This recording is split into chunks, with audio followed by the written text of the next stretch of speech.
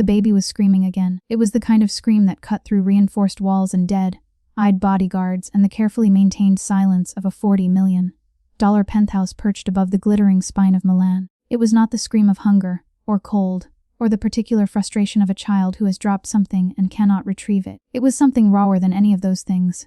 The scream of a small human being who had decided, at 11 months old, that the world owed her an explanation, and she would extract it, note by ear, splitting note, until someone provided one.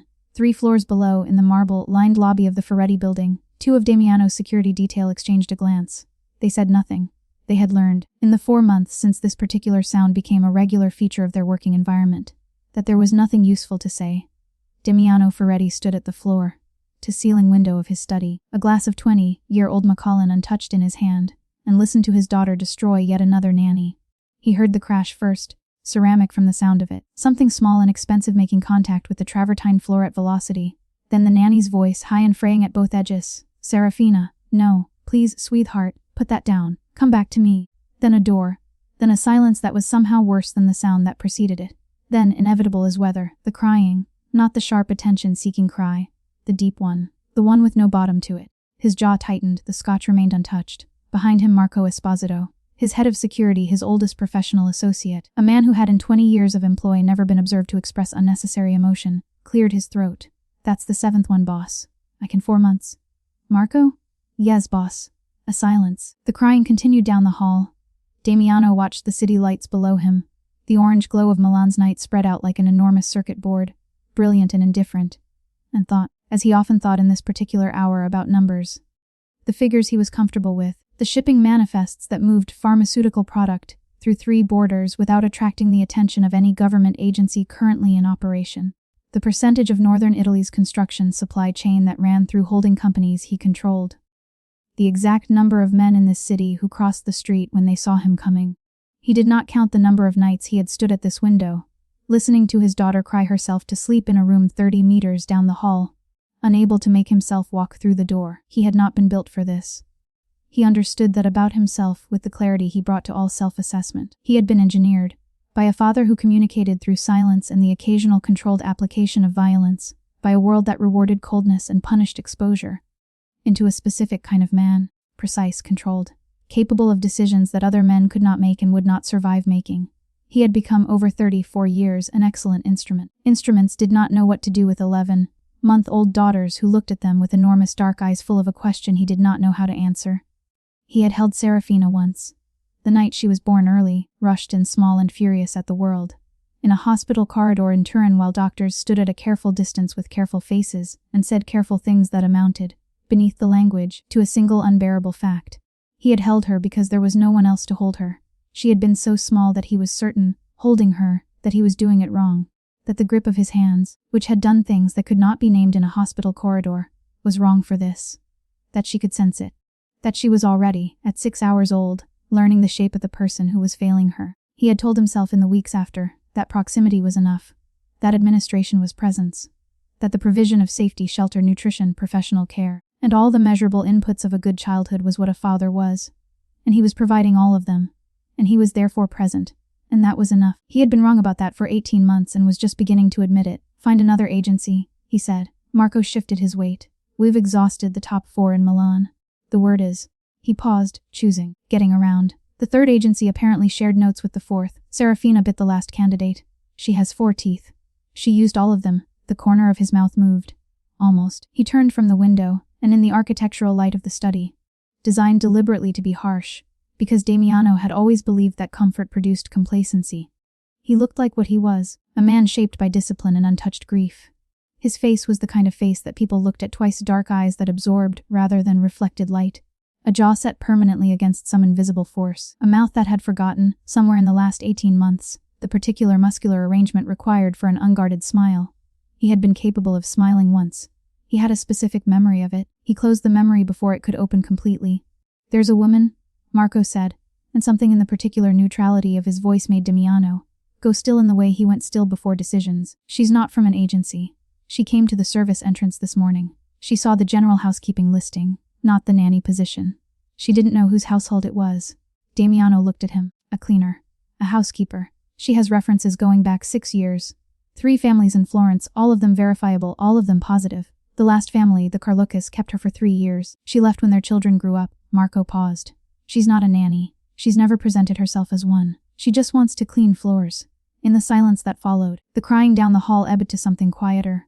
The particular exhaustion of a child who has fought the world to a draw for one more evening. Damiano set down his scotch. Send her in. Her name was Lucia Mancini, and she arrived in his study carrying 2 things: a folder of references held against her chest with both hands, and a quality of nervous steadiness that he recognized as belonging to people who were afraid but had decided that the fear was not relevant to the task in front of them. She was 26. Small. Not fragile, small, but compact small, the smallness of a person who had always had to be economical with space and movement, who had never had the luxury of taking up more room than was strictly required. Her hair was dark and pulled back with a plain pin. Her clothes were clean, pressed with the iron devotion of things maintained long past replacement, and she wore the particular dignity of someone who has very little and holds it very carefully. She stepped into his study, and he watched her look at it. This was his standard first assessment of anyone who entered this room: the eyes. What they went to. What they avoided. What the movement of them revealed about the person's relationship with power, with wealth, with danger. Most people entering this room for the first time fell into predictable categories. The awed, who couldn't stop their eyes moving to the Caravaggio on the east wall. The calculating, who measured the sideboard contents and did sums. The afraid, who looked at him and tried not to look at him simultaneously. The ambitious, who looked at everything and filed it. Lucia Mancini looked at the room the way a person looks at a work site, assessing what needed doing. The fingerprints on the glass cabinet. The dust in the corner near the bookshelf that the cleaning staff had been missing. The single crooked painting on the west wall. Not the Caravaggio. The small seascape, that was 2 degrees off level and had apparently been that way for some time. Then she looked at him, directly, without the calculation or performance that usually came with direct eye contact from people who knew, or were starting to guess, who he was. He indicated the chair. Sit. She sat. She set the folder on her lap. You saw the general listing, he said. Yes, sir. In the Tuesday paper. You're aware this is a private household? Yes, sir. But you were not aware of whose? A brief pause. Not the pause of someone composing a lie. He knew that pause, had developed a precise taxonomy of it over decades.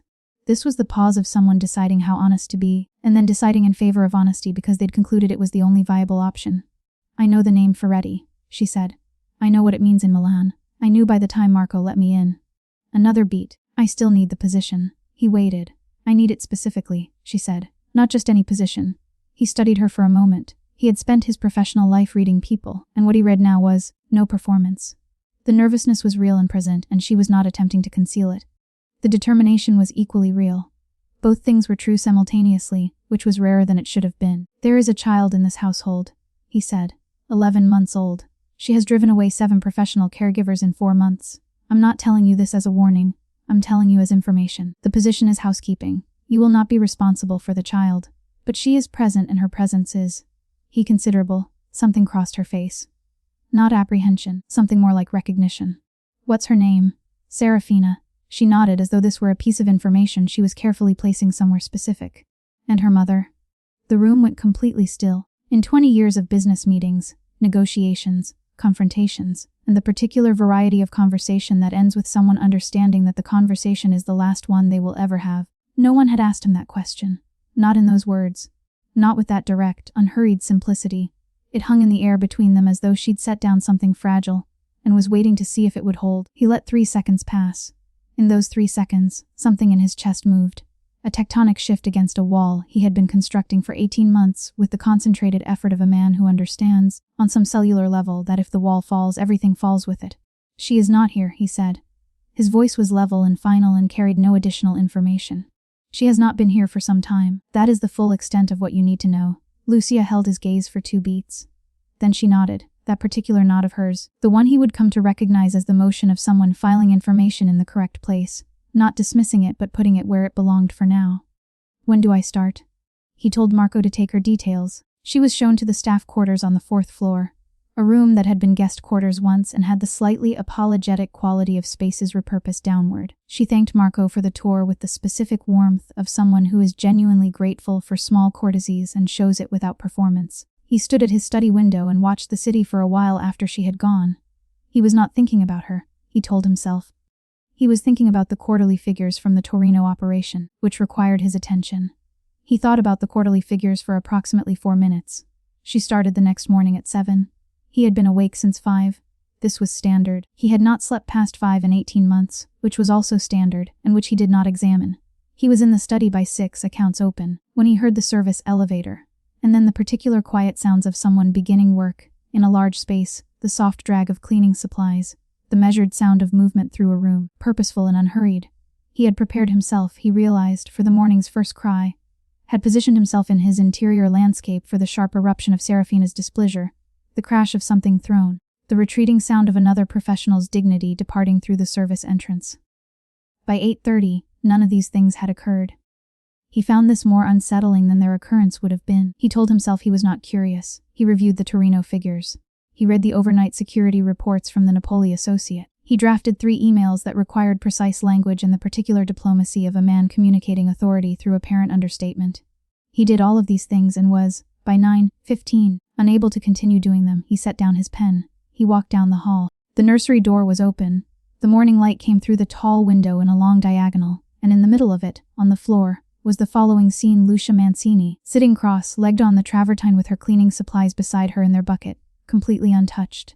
Serafina, sitting approximately 2 feet away, studying her with the concentrated evaluative expression of a very small person who has developed, over 11 months, an extremely sophisticated threat assessment protocol. Lucia was not talking. She was not offering toys or making faces, or deploying any of the professional child engagement techniques he had watched 7 nannies attempt with declining hope over the preceding 4 months. She was not singing, or narrating, or performing accessibility. She was simply sitting on the floor, as though she had all the time in the world and no particular expectation about how any of it should go. The silence between the woman and the baby was not empty. It had texture. It was the silence of 2 people, one of them technically pre-verbal but evidently not pre-perceptive, taking the measure of each other with complete honesty. Serafina picked up a wooden block from the pile beside her. She held it up, looking at Lucia. Lucia extended her hand. Serafina placed the block in it with the deliberate gravity of a small person making a significant transaction. Lucia looked at the block, genuinely looked at it, turning it over, running her thumb across the painted letter on its face, and then handed it back. A pause. Serafina stared at her. Then she moved 4 inches to the left, which was 4 inches closer to Lucia. Damiano stood in the doorway for a long moment and watched this happen and did not have a word for what it was. He was a man of considerable vocabulary in 3 languages, and he did not have the word for watching a thing begin.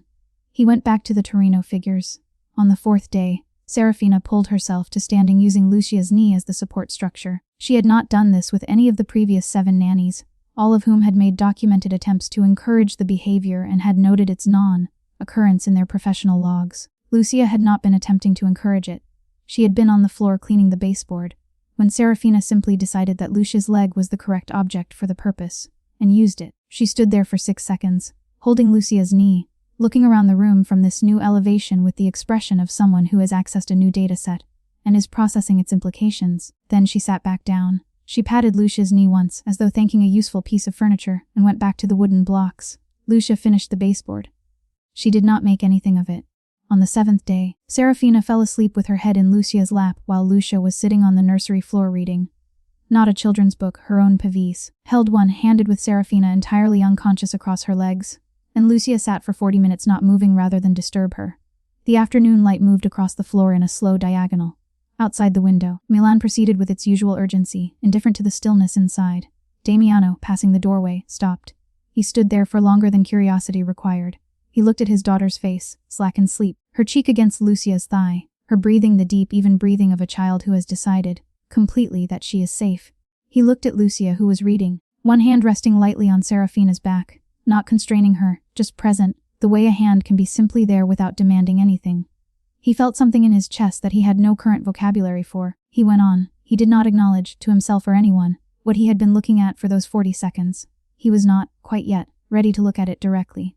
On the 11th day, while Lucia was cleaning the tall windows of the main sala, Serafina sat below her on the floor and looked up and made, for the first time in her 11 months of existence, a sound that was not crying, not babbling, not the generalized commentary she produced when engaged with the world in a general sense. She made a sound that was directed, specific, addressed to a particular person. "Lou," she said. Lucia turned from the window. She looked down at the baby. The baby looked up at her with the serious, satisfied expression of someone who has named a thing and knows it. "Hello," Lucia said softly, as though she were greeting someone she had been expecting. Serafina patted the floor twice, which in her developing private vocabulary apparently signified approval, or possibly satisfaction, or possibly something untranslatable that only she fully understood. Damiano heard this from the doorway. He had been passing, purely by coincidence, at precisely this moment. And he stood there for a moment that was longer than a moment. He felt something in his chest that he had not felt in a very long time. Something that was not grief, which had been the primary resident of that territory for 18 months. Something that was, cautiously, the opposite of grief. He went on before Lucia could turn and see his face. Lucia Mancini had arrived in Milan carrying things she did not speak about. The references were real. The 6 years of housekeeping experience across 3 Florentine households were real. The letters, which spoke of her diligence and her care and her unusual gift for making a large house feel like a cared-for space rather than a managed one, were real. What the letters did not say, because it was not their business to say it, was that she had a brother named Nico who was 23 years old and had, at 22, made a series of decisions that had accumulated into a debt of 22,000 euros owed to men who operated in the space between legitimate business and the kind of business that does not operate by any recognizable rules. Men who expressed impatience through escalating demonstrations that began with property and moved, steadily, toward persons. She had been working toward 22,000 euros for 8 months. She was 3,000 short. Nico was in a farmhouse outside Brescia staying low, and she spoke to him on the phone every Thursday evening and measured his fear in what he didn't say, which was always more than what he did. She did not think about this during working hours. She had learned, over years of caring for other people's households, to compartmentalize with the precision of someone who understood that the work in front of her deserved her full attention, and that full attention was a form of respect both for the work and for the people whose home she was occupying. She thought about the floors, which were extraordinary travertine that deserved better than they had been getting. The cleaning staff had been serviceable but not devoted, and devotion made a measurable difference to marble. She thought about the kitchen, which was stocked with the comprehensiveness of a professional operation and used with the disconnected randomness of a man who treated eating as fuel management. She thought about the study, which was the most lived-in room in the apartment and which carried, under its controlled surfaces, the particular atmosphere of a space where someone spent a lot of time alone. She thought about Serafina. She had been around children her whole life. 3 younger cousins, the children of the families she had worked for, the general ambient presence of small people that characterizes life in an Italian village of a certain size and temperament. She knew children the way she knew other things she had learned through patient proximity, not theoretically but physically. In her hands, her instincts, her understanding of what a particular quality of quiet meant, or a particular quality of noise. Serafina was not a difficult child. She was certain of this by the end of her 2nd day. Serafina was a perceptive child who had been, for 11 months, processing the specific quality of grief that permeated this apartment the way a plant processes the quality of its soil.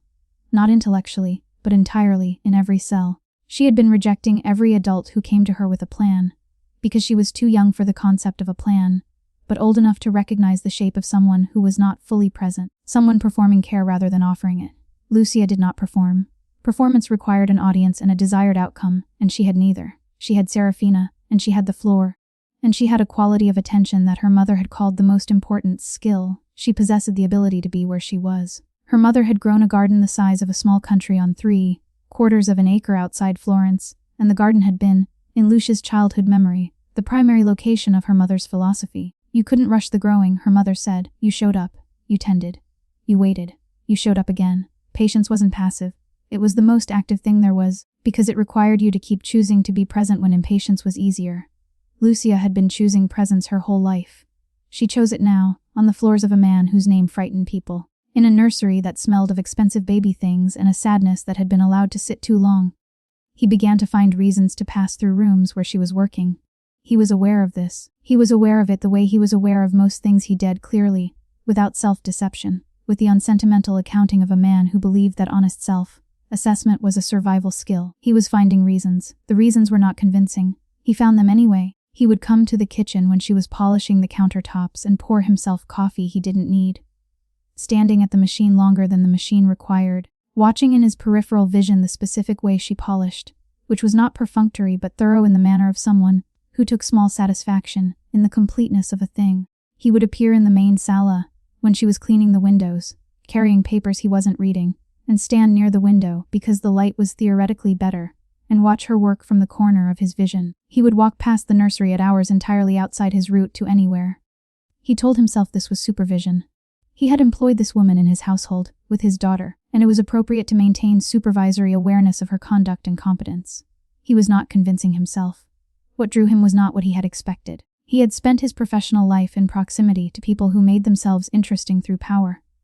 Through the careful display of danger, the calibrated projection of qualities designed to be observed. He was fluent in that. He could read it from across a room. He had been reading it and calculating his response to it for 20 years. Lucia Mancini did not perform. She moved through his apartment with the particular quality of someone who had no audience, and who had never felt the need for one. She cleaned the floors of his €40 million penthouse with the same attention she might have cleaned a kitchen in Florence, because the floors required the same cleaning regardless of their value, and because the work itself was what it was, and deserved to be done as it deserved. There was something in this that he found, without being fully prepared for it, more compelling than almost anything he had encountered in a long time. She did not appear to find him interesting. This continued to be unusual. He had existed for 20 years inside an invisible field. The gravitational effect of what he was and what he represented, the particular atmospheric charge of a man about whom things were known and feared, it was so constant that he had ceased to notice it the way a person ceases to notice the hum of a machine they live with. He noticed it now through its absence. Around Lucia, the field did not appear to operate. She treated him with the specific, measured respect of a professional dealing with an employer she did not yet know well, from whom she was withholding final judgment pending further observation. She was not afraid of him. She was not drawn to the power. She had placed him in a category he had not known existed, employer of unknown character, under ongoing assessment. He found this almost offensive. He found it, beneath the almost offense, fascinating. He found it beneath the fascination, something else that he was not yet willing to name. He wanted to know what she actually thought, not what she said. The gap between what people said and thought was a document he could read fluently. The actual interior of her, the private part she carried behind the efficiency and the attention and the unhurried competence. He began asking questions. Small ones. Professionally defensible. Whether she had found the storage room adequately stocked, whether the library needed the specific treatment the previous staff had been using or something different, whether the building elevator was running on its usual schedule. She answered all of these with the precision of someone who was very good at their job and knew what belonged in a work conversation. And then she waited, and when he didn't move on, she tilted her head, the smallest motion, not quite a question, and said, "Was there something else?" There was always something else. He was working on finding the words for it. The first real conversation happened on a Thursday evening, 6 weeks into her employment. He had been in Torino for 2 days for a meeting with associates regarding a dispute that required the kind of presence that could not be accomplished by phone.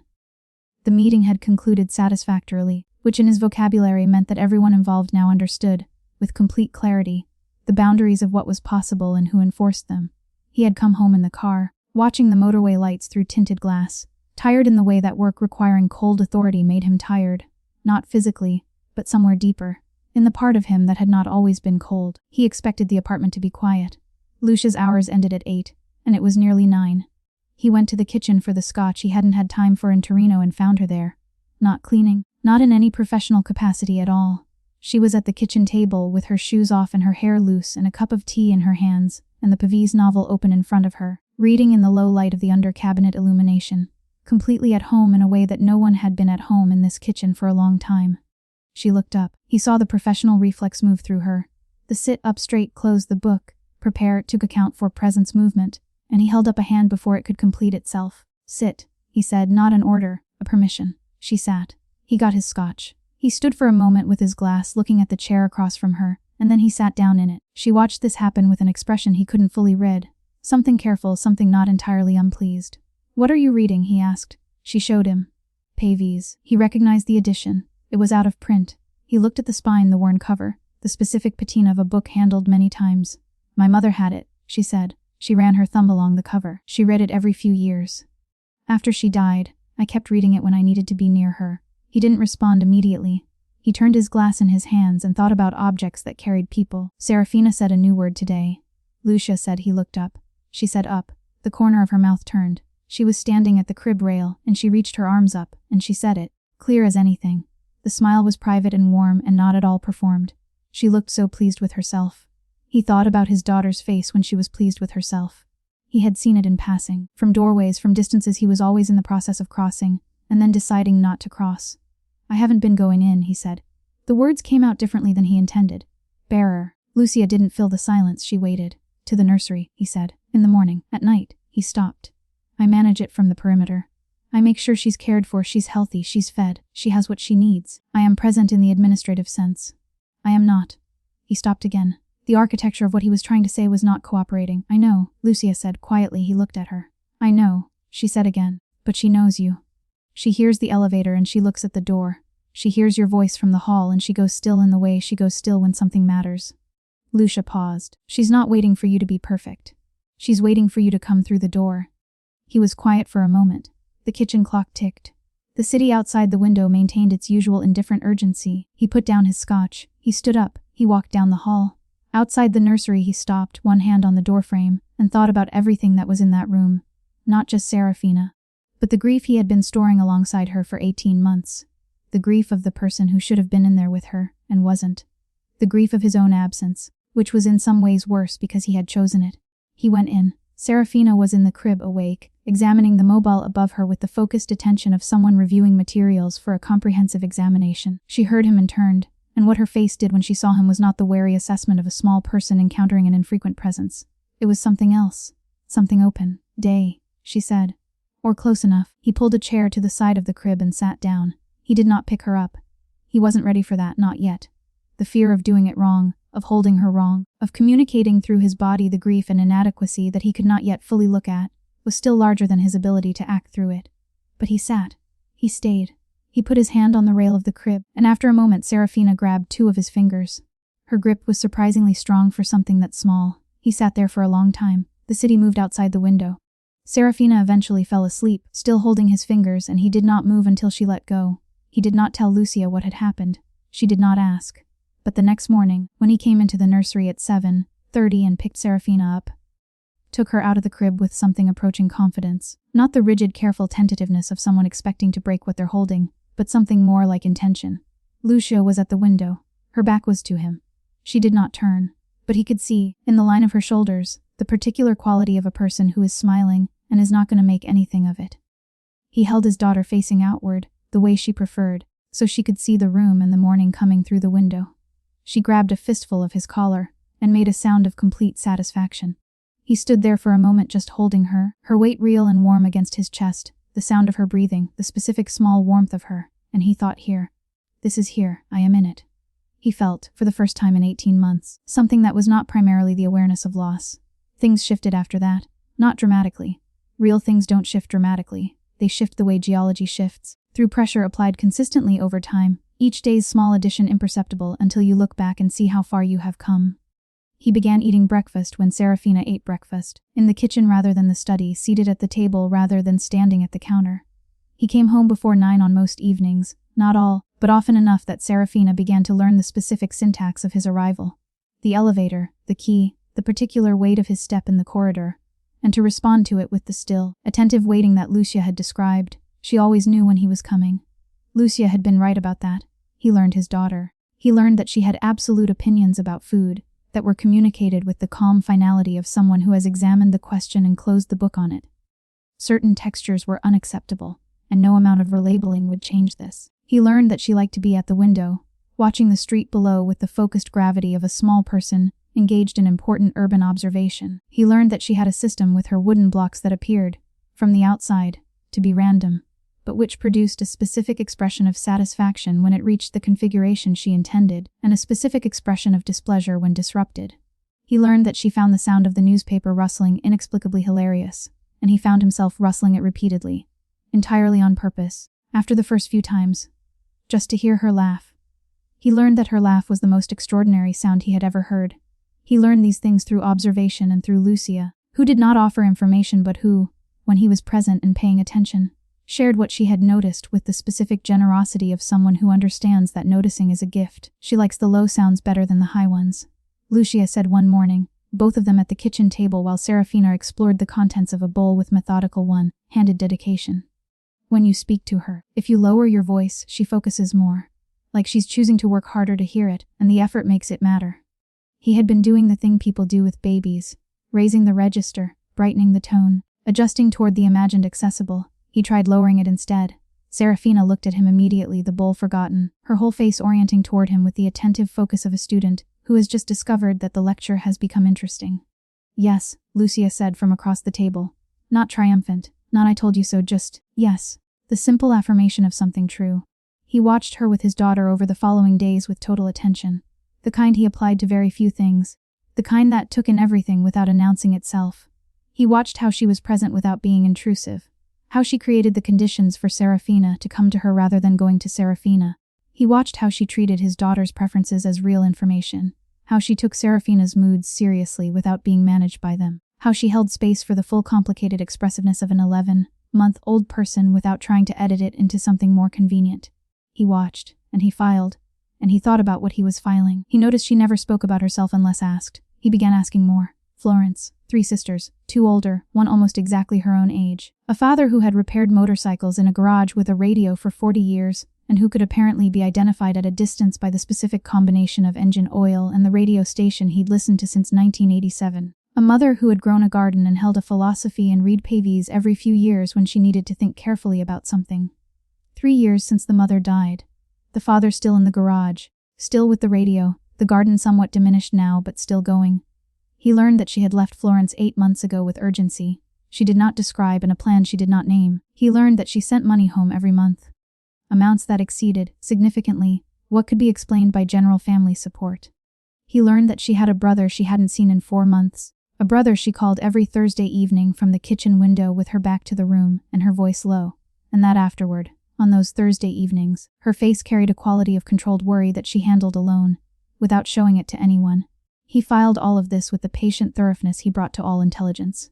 He did not, yet, move on it. He waited, and watched, and continued to ask questions that were no longer professionally necessary. He was in the study with his lieutenants, Russo and De Luca, the 2 men he trusted above any others in the organization, which was not entirely trust, but was the closest approximation he had in his professional vocabulary. When Marco came in with the look that meant something requiring immediate attention, the Palermo situation had been developing for 6 weeks. A family in the south with ambitions that had recently outgrown their territory, which was a category of problem he had dealt with multiple times over 20 years and which followed, broadly, a predictable archy-posturing, escalation, a demonstration of consequences, recalibration. He had been at the recalibration stage. Or so he had calculated. Marco set an envelope on the desk. It had come through the service entrance, addressed in handwriting that was deliberately, insultingly casual. The handwriting of someone who wanted to communicate that the act of writing the address was not something they considered required particular care or respect. Damiano opened it. 2 photographs, the first his daughter through the nursery window. The angle suggested a lens from across the street, from an elevated position. Serafina was on the floor. In the corner of the frame, Lucia was cleaning the wall behind the crib. The photograph was sharp enough that the label on the cleaning product was readable. The second Lucia, in the street outside the building. Yesterday afternoon's clothes. She was looking at something in a shop window. A bookshop, he could see the display behind the glass. With the expression of someone who has found, in a window, something that doesn't belong to them but that they can look at for a moment. She was completely unaware of the camera. She looked young, unguarded, entirely ordinary in the way that people are ordinary when they are being themselves and not performing anything at all. A note, 3 words, "We know how." He put the photographs on the desk with a movement that was entirely controlled. The stone, his men called the expression that his face arranged itself into in moments like this. He had heard them call it this. He understood why. He said to Marco, Russo and De Luca to the main room, double the building perimeter. Additional team on the 4th floor overnight. His men moved. He sat alone with the photographs. This was not the first time that people who wished to communicate something to him had used the method of demonstrating proximity to people in his household. It was a standard tactic, a demonstration that access was possible, that the protection he maintained had limits, that the people inside it were reachable if necessary. He had responded to this tactic before in the specific and final manner that had, over 20 years, established that this category of demonstration was not one he would tolerate. He knew this. He picked up the photograph of Lucia standing at the bookshop window. He had not been afraid for himself in a very long time. The mechanism for that had been carefully disabled through years of practice. But he was afraid now. Not the cold strategic fear that lived in the part of his mind that assessed threats and calibrated responses, but something warmer and more dangerous than that. The kind of fear that tells you, with complete unwanted clarity, what you cannot afford to lose. He had been cataloging, apparently without full awareness of doing so, what he could not afford to lose. The list was longer than he had expected when he looked at it directly. He stood up. He went to the nursery. Lucia was there, Serafina in her lap. The 2 of them engaged in what appeared to be a serious negotiation regarding a stuffed rabbit of specific importance. They both looked up. He looked at his daughter's face, and then at Lucia's, and he said, You are not to leave the building without Marco until I tell you otherwise. Lucia looked at him. She was doing the thing she did, reading what was underneath the words, taking the full measure of the situation without requiring all the information to be spelled out. What's happened? A precaution. A pause. She looked at him for a moment more, and then she said, "All right," and turned back to Serafina. And then, without looking up, she said, "She's fine. Whatever it is. She's fine." He stood in the doorway. "I know." He said he had not entirely known until she said it. He handled the Palermo situation with the thoroughness that the situation required. He did not need to describe this. It was 8 days of very specific conversations with very specific people in very specific terms, the kind of terms that had, over 20 years, never required repetition. 3 of the men responsible for the photographs had their livelihoods reduced to nothing in ways that were entirely legal and entirely devastating. The man who had ordered the photographs found that his ambitions were considerably curtailed by a set of circumstances that had emerged, with remarkable speed, from several directions simultaneously. Those 8 days were also, separately, the 8 days in which Damiano Ferretti understood something about himself that he had not been willing to understand before. He sat in his study on the second night of the situation. The building locked down, Russo and De Luca working their phones in the main room, Marco stationed in the corridor. He had the photographs in front of him on the desk. Not for strategic reasons. He was past needing them for strategic reasons. He had them in front of him because he kept returning to the second one. Lucia at the bookshop window, unaware, entirely herself. And he had been sitting with the fear that the photograph had produced in him, which was not the operational fear of a threat to his household but something else.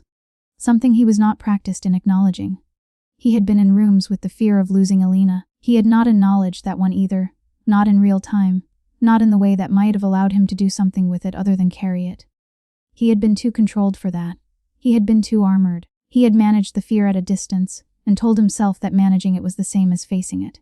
He thought now, sitting in his study with the photograph of a woman looking at books through glass, that he had confused the armor with himself for so long that he had forgotten there was a difference. That he had built the armor to protect something, and then spent 20 years protecting the armor instead. He thought about his daughter. He thought about the sound she made when she heard his car. That specific, still attentiveness that Lucia had described, the held breath of a child waiting for something she has learned to want. He thought about the evening he had sat beside her crib in the dark, and she had grabbed his fingers and held them. He thought about the morning he had held her facing outward, and the way she had settled into it, not tentatively, but completely, with the trust of a small person who has been waiting for a specific thing and has finally received it. He thought about Lucia. He thought about the Tuesday evening 3 weeks back when he had come home late and found her in the kitchen with her shoes off, and her hair down and the Pavese novel in the tea, and how the kitchen had felt, for the first time since he could remember, like a room that someone was actually in. He thought about the quality of her listening, the particular way she heard things, not as information to be processed and responded to, but as things that mattered, things that deserved the full weight of her attention. He thought about the mornings with Serafina, the way she and his daughter occupied the same space, the quality of warmth that moved between them. He thought about how afraid he was, looking at the photograph of her at the bookshop window, how the fear was not the strategic, operational fear of a man calculating a threat. It was the fear of a man who has realized, only now that the possibility of loss is visible, exactly what he has been allowing himself to feel for someone. He put the photograph face down on the desk. He was done pretending. The threat was removed. The message was sent with the clarity that prevented its needing to be sent again. He did not tell Lucia the details. She watched, over the 8 days, the building perimeter shift from high alert to something looser, watched Marco's particular posture change from the one he had when threats were active to the one he had when threats were past. She had learned to read the household security language, the way she had learned to read everything. By paying attention without requiring it to be explained. On the 9th morning she came to his study and set a cup of coffee on his desk with the same quietly deliberate care she brought to all small courtesies, and said simply, "It's over." He looked up. Yes, she nodded. She went to go. Lucia. She turned. He had been thinking about this for 9 days. In the spaces around the Palermo situation, he had been thinking about what the photographs had made clear to him, not about the threat, but about himself. What he had felt looking at her face in that photograph outside the bookshop. What the fear had been the fear of. "I know about your brother," he said. The quality of the stillness that followed was particular, not panic, not collapse. The specific stillness of someone rapidly recalibrating, reassessing a situation from the ground up, revising every assumption, doing this quickly and without showing the full speed of it. "I know about the debt," he continued. "I know who holds it and for how much and for how long." He paused. "I've known for 3 weeks." A silence. Then, "How?" "It's what I do," he said. It's what I've always done. I gather information about people in my household, about their situations, about what they're carrying. He held her gaze. It's standard practice for me. I don't apologize for the fact of it. She was very still. What do you want? He heard the question clearly, heard the full weight of what was behind it. The calculation. The immediate assumption that knowledge meant leverage, that leverage meant a price. He heard it, and it moved through him like something cold. The fact that she had reached that assumption so quickly, that her experience of the world had made it the first available conclusion. Nothing, he said. The debt has been cleared. Your brother is safe. He will continue to be safe. She stared at him. Those people don't just. Those people know who I am, he said. They knew what the communication was when I made it. The arithmetic was uncomplicated. Another silence. He could see at the corner of her eye something she was holding back, not with effort, but with the specific self-containment of someone who has learned to manage what they show. Why, she said. Quiet. He thought about what was honest here, and whether honest was the same as wise, and whether in this specific case the distinction was available to him. He had not been dishonest with himself, privately, about what he was doing and why. The question was whether he was willing to be honest out loud. He was, apparently willing, 'cause I found myself unable to do otherwise, he said. Because for the last 6 weeks I have been paying attention to someone in a way I had not expected to pay attention to anyone. And when I understood what she was carrying, I could not sit with the knowledge and not act on it. He paused. That is the complete answer. The room was very quiet. That was a dangerous thing to say, she said. I know. I work for you? I know. She looked at him for a long moment. Something was moving in her expression, something she was working through, a calculation that was more than arithmetic. You are not a simple person, she said. You are not a person that it would be simple to. She stopped. He waited. To care about, she said. He heard the tense of it. He held it very carefully. No, he said. I'm not. She looked at him one more moment. Then she said good night. It was 9 in the morning, but she said it anyway, which was perhaps the most revealing thing she had yet said. And she walked down the hall. He sat in his study alone with the exact shape of what had not been finished. He made a mistake. He was a man who operated through the management of information and the control of circumstance, and when he encountered something that mattered to him, his first instinct, built over 34 years of operating in a world where vulnerability was a liability, was to control the terrain. He did this without entirely meaning to. The way a reflex operates, it happened before the part of him that was learning could intervene. He had Marco pull the full comprehensive file on Luca a week after the kitchen conversation. He read it completely. The family in Florence, the debts, the details of the brother's situation, the years of careful underpaid work in households that did not value her enough, the mother's garden that had been sold after the mother died to pay for the first in a series of Nico's catastrophic decisions. The total picture of a person who had given more than she'd received for most of her life and done it with a grace that was not martyrdom, but simply how she was built. He understood her better after reading the file. This had been his intention. He also, in understanding her better, found himself wanting to act, to fix what could be fixed, to remove the remaining weight, to use the resources he had to make her situation what it should be. He had an envelope prepared. Enough money to ensure she would never again have to take a position she didn't choose from freedom rather than necessity. Enough to be, in the specific financial sense, free. He left it in her room on a Friday. She came to his study on Saturday morning at 8, before her duties started, and set the envelope on his desk with both hands, gently, the way you set down something you want to handle carefully rather than something you want to reject. No, she said. He looked at her. I know what you were trying to do, she said. Her voice was level. Not angry. Something more precise than anger. Something that was paying him the respect of being clear. I know you thought it was a good thing. You found out what I was carrying and you wanted to lift it, and you used what you knew to do it without asking. She paused. You went through my life without asking. He said nothing. You made me something you could fix, she said. A problem. An equation. You gathered the information, you identified the solution, you deployed the resources. That's how you operate, and I understand it. And I'm not telling you you're a bad man for doing it. She met his eyes fully. But I am not a problem. I am a person, and you don't fix people. You don't buy the ground out from under them so they can't fall. That's not. She paused. That's not what I did with Serafina, he said, quietly. She looked at him. Something shifted in her expression, recognition, and something past it. No, she said. It's not. She picked up the envelope and set it against the scotch bottle on the sideboard. Use it for Serafina, she said, for her education, for whatever she needs. She looked at him one more time. And what was in her look was not condemnation but something more difficult than condemnation. The expectation that he was capable of doing better. She left. He sat in the silence she had made, and he thought about what she had said. And he thought about what he knew about sitting on floors. He thought about the morning he had watched her sit on the nursery floor, with no agenda and no strategy and nothing to prove. and how he had recognized it as the truest thing he had observed in a very long time, and how he had then, at the first available moment of vulnerability, reverted entirely to the only mode he had ever known: control, management. The solution deployed from a safe elevation. He sat with this for a long time. He thought about Alina. He allowed himself to think about her fully, for the first time in 18 months. Not the absence of her, which was what he had been circling, but the actual person. The shape of her, how she had argued with him, which was with complete conviction and the specific fearlessness of someone who was not impressed by the thing everyone else was afraid of, and had decided to tell you so. How she had found the fountain story funny for 5 years running, retelling it at dinners with the particular relish of someone who knows the punchline lands every time. How she had looked on the night she told him about the pregnancy, not nervous, just happy, openly, fully happy, which had been almost painful to witness because it was so unguarded, and he had not yet learned how to be around unguarded things. He thought about the November road, the rain on it, the call that had come at 11:47 in the evening while he was in a meeting in Torino, and had made everyone in the room go still from the sound of his voice when he answered it. He thought about the hospital corridor, the doctors with their careful, terrible faces, and the nurse who had come to him with a bundle that was impossibly small and impossibly alive, and how he had stood there holding his daughter with both the future and the past in his arms and understood, in a single terrible second, what it felt like to be completely without armor. He had rebuilt the armor the next morning. He had been very thorough about it. He stood up. He went down the hall to the nursery.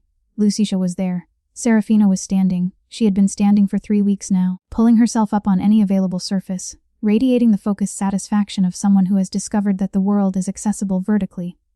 She was standing at the crib rail, looking at Lucia, who was on her knees cleaning the lower section of the window with the careful attention she brought to everything. He came and stood beside the crib. Serafina looked up at him and produced the wide, unguarded grin that he was still, every time, not entirely prepared for. "I went through your file," he said to Lucia's back. "I had it pulled 3 weeks ago. I read everything." Lucia turned. She was looking at him, and he held her look. "I thought that knowing the facts would help me understand you," he said. "It gave me information. Information I then acted on without consulting you, from a position where I had already decided I understood the situation. I did it wrong." He paused. "I did it the way I do things when I am managing, not when I am." He made the inadequate gesture again, being present. She was listening, completely. The way she always listened, with everything she had and nothing held back. "I have been managing this apartment," he said, "for 18 months. I have been managing my daughter from a position of safe elevation and calling it competence. I have been managing the grief as well, keeping it at a distance, keeping it controlled, keeping it from..." He stopped, started again. "My wife," he said. The word moved through him like something breaking open. He had not said it like that, not like a whole word. He had said her name to doctors and lawyers. He had said Elena twice, to Marco in practical contexts. He had never said my wife in a way that carried the full weight of what those 2 words contained. "She was killed," he said, "in a car accident. November, 18 months ago. She was 29 years old. Serafina was 6 weeks old." He paused. "I have not spoken about this to anyone. I have managed the fact of it. I have maintained the household, the care structure, the financial provisions. I have been administratively present and personally absent, and I have called this doing my job." He paused. "I understand now that I was not doing my job." Lucia looked at him for a long moment. Her face was soft and serious and entirely present. "I know," she said. Quiet. "I know that you know," he said. "You have known since the second day. I watched you understand it, and then simply..." He paused. "Tend to things anyway, without making it about you understanding it. Without making it something that required anything from me." He looked at his daughter, who had been listening to this with the focused attention of a small person who cannot yet parse the words but can entirely parse the weight. "The way you sit on the floor," he said. Lucia was very still. "I want to learn that," he said. "I want to stop managing from a distance and start being in the same room. I don't know how to do that yet, but I want to learn it. I want to ask you things instead of finding them out. I want to be wrong in front of you instead of..." He stopped. "Let the next part come out without controlling it. I don't want to rebuild the armor. I am tired of the armor." Serafina let go of the crib rail. She stood alone for one extraordinary moment, unsupported, free, the room arranged around her small uprightness. She looked from her father to Luca and back to her father. She reached her arms toward him. The reaching unbalanced her. She began to fall. He caught her. He was simply there. He had not moved. She had come toward him and he had been there. And he caught her, and she grabbed his collar in both fists and buried her face in his neck and made the warm, satisfied sound of someone who has arrived exactly where they meant to arrive. His eyes were closed. He was aware that his face was not under control and he could not bring himself to address this. He held her, properly held her, Not the careful holding of someone afraid to break something, but the holding of a father, and pressed his face briefly to the top of her head. "I'm sorry," he said. To her. "I'm sorry it took me so long." She patted his neck twice. He laughed. The sound of it surprised him. Raw and rusty and entirely unmanaged. The laugh of a man who hasn't heard himself laugh in a very long time and is discovering, with some wonder, that the machinery still works. It came up out of him like something that had been waiting. Lucia, across the room, made a sound that might have been a laugh or might have been something else, and put her hand briefly over her mouth. That night, he knocked on her door. She opened it. She was in her own clothes.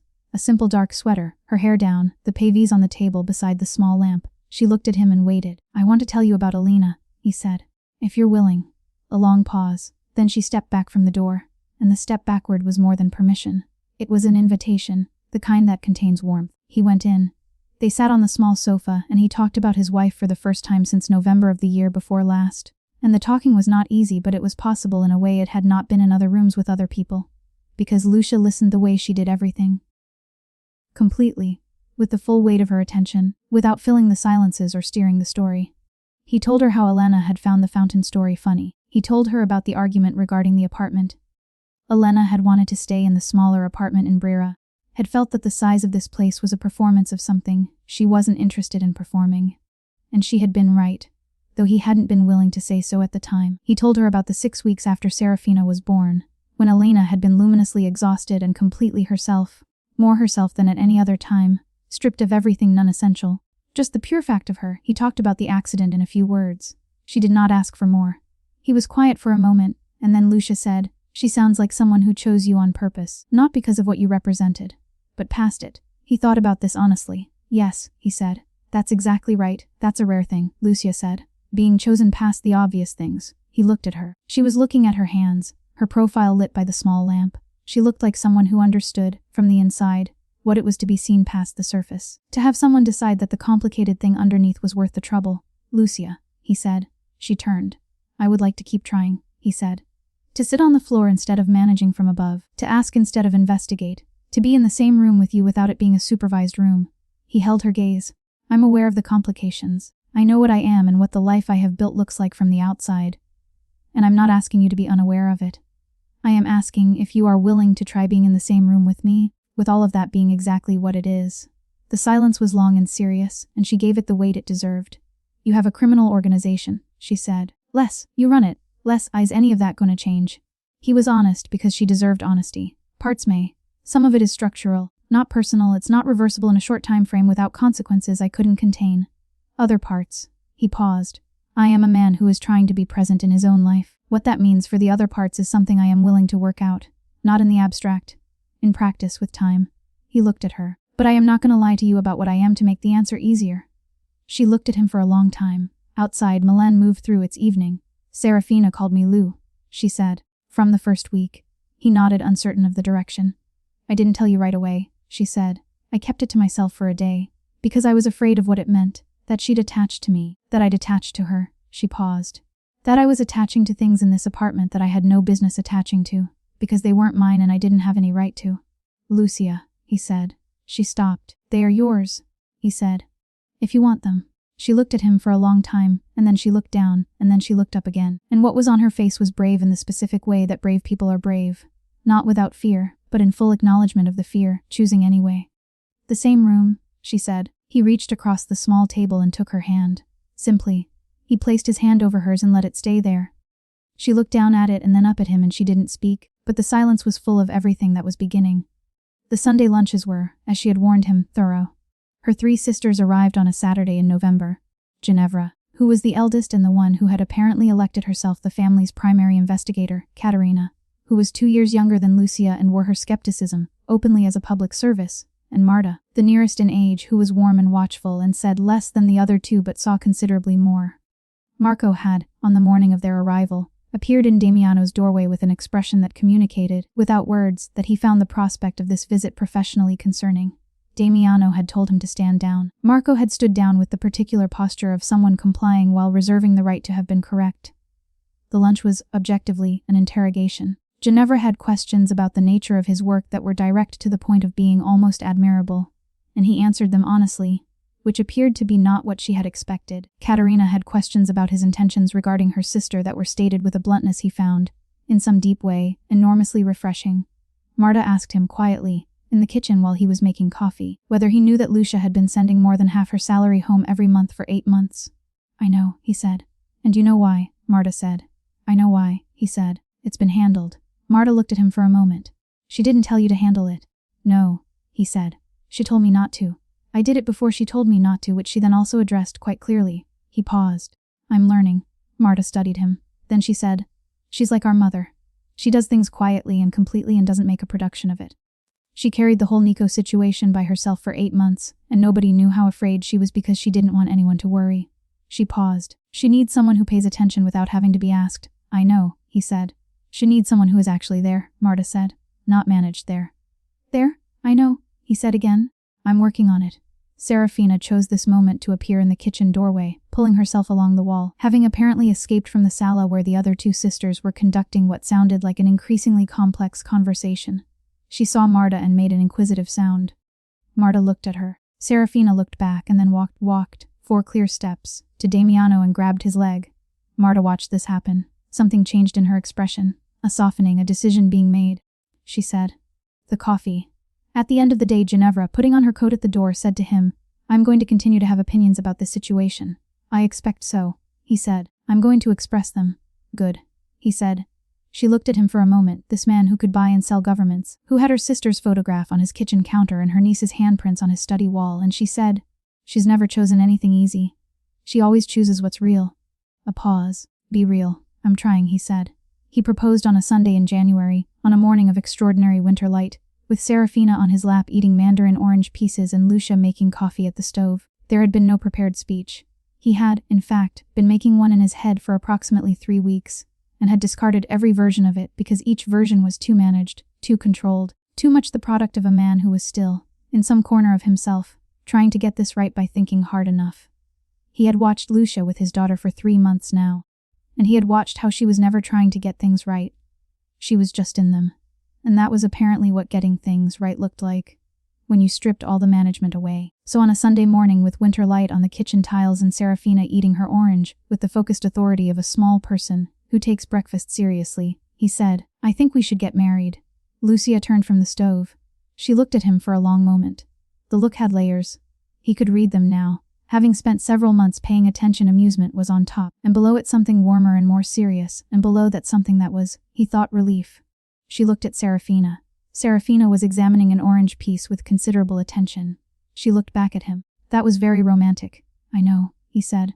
"There was no ring. Marco has a ring. I wasn't sure whether a ring was something you give someone, or something you choose together." A pause. "You choose together." "Then we should choose together." He held her look. "Is that a yes?" She crossed the kitchen. She stood in front of him and put her hand on the side of his face. The gesture she had. The one that carried in it everything she didn't perform, all the warmth, all the attention, all the full presence she had been giving him since the day she had sat on his nursery floor and waited for his daughter to decide to come to her. "Yes," she said. Serafina put a piece of orange in his mouth, which he accepted, because she clearly considered her contribution essential to the proceedings. And she was correct. They chose the ring together on a Tuesday, at a jeweler in the Brera who had the discretion not to recognize him, and the skill to understand immediately what Lucia was looking for. Something without performance, something that would not require attention to wear, something real.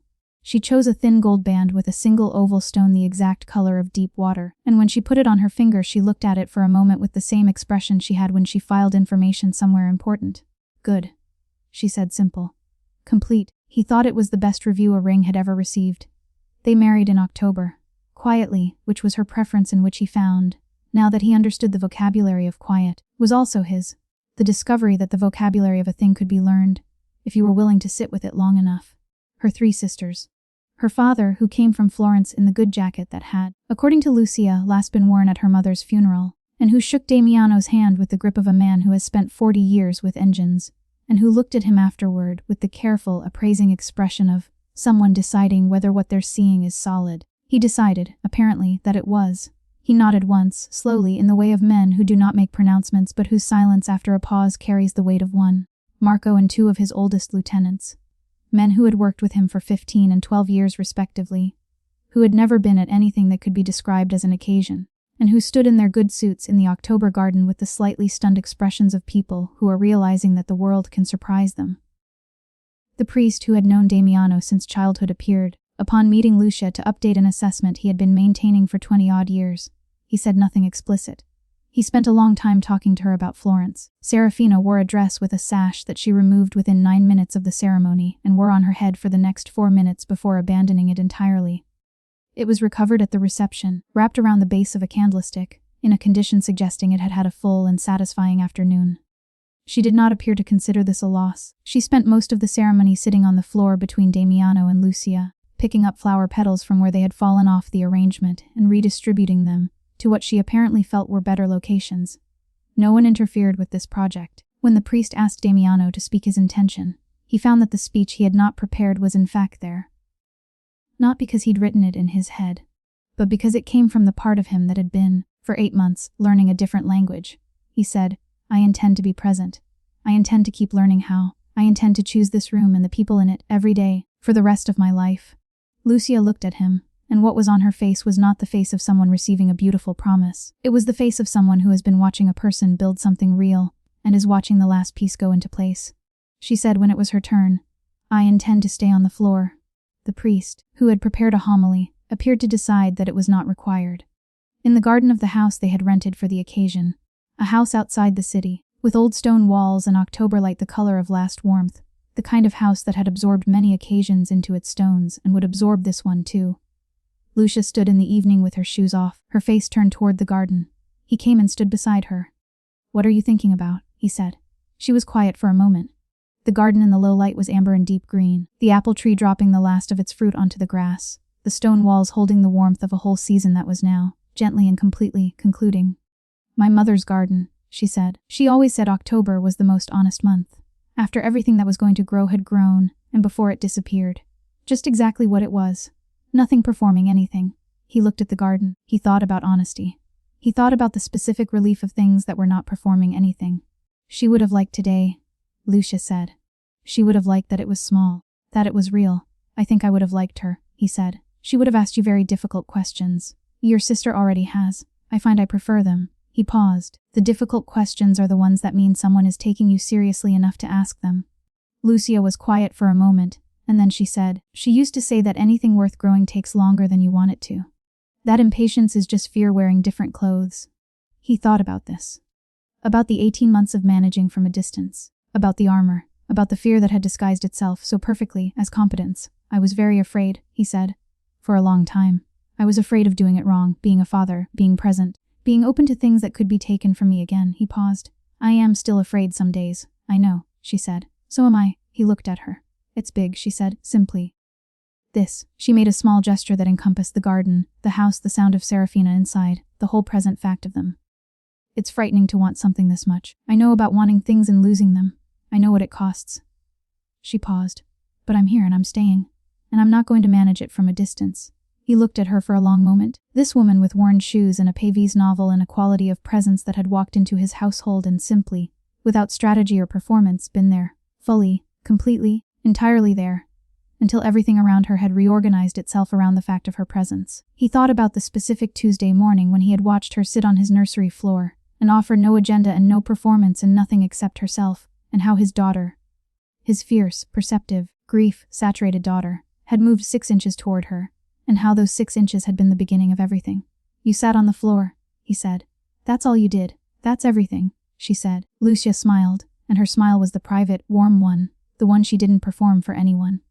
She leaned her shoulder against his and he put his arm around her, and they stood in the October garden while behind them, through the old stone windows of the house, the sound of Serafina and 4 aunts and one increasingly overwhelmed Marco produced a complicated and thoroughly alive music. He thought about the man who had stood at a penthouse window 18 months ago, a glass of scotch untouched in his hand, listening to his daughter cry herself to sleep down the hall and building, with extraordinary and dedicated effort, a wall against himself.